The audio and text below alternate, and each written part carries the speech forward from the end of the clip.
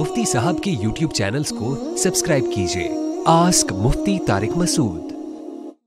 अगर नमाज में सजदों की तादाद भूल जाएं, सैफुल्लाह साहब सवाबी से पूछते हैं, अगर कोई नमाज में भूल जाए कि मैंने एक सजदा किया है या दो सजदे किए हैं तो इस मौके पर क्या करना चाहिए? क्या सजदा सहव करना चाहिए या नीयत तोड़कर दोबारा नमाज पढ़नी चाहिए?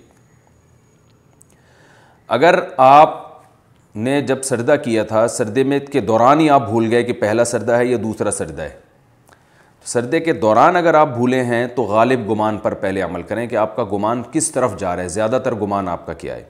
अगर आपका ज़्यादा जहन इस तरफ जा रहा है कि ये दूसरा सजदा है तो फिर दूसरा समझा जाएगा, अगर ज़्यादा जहन इस तरफ जा रहा है कि पहला सजदा है तो फिर पहला समझा जाएगा और एक और सजदा कर लें फिर।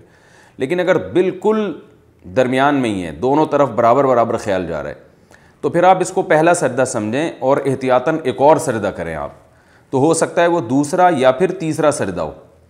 तो इसके लिए आप एहतियातन नमाज के आखिर में सजदा सहव भी कर लें आप, ताकि अगर दो सजदे हुए होंगे तो वैसे ही नमाज हो गई, और अगर बिलफर्ज तीन सजदे हुए होंगे तो ये सजदा सहव से उसकी तलाफ़ी हो जाएगी। लेकिन अगर सजदे से उठने के बाद जब आप रकत में चले गए, उसके बाद आपको ख्याल आता है पता नहीं दो किए एक किए, तो फिर इस ख्याल का कोई एतबार नहीं है, इसका मतलब आपने दो ही किए हैं। बाद वाला जो ख्याल है ना, उसका शरीयत में एतबार नहीं होता, वो वहम और वसवसा होता है। आस्क मुफ्ती तारिक मसूद।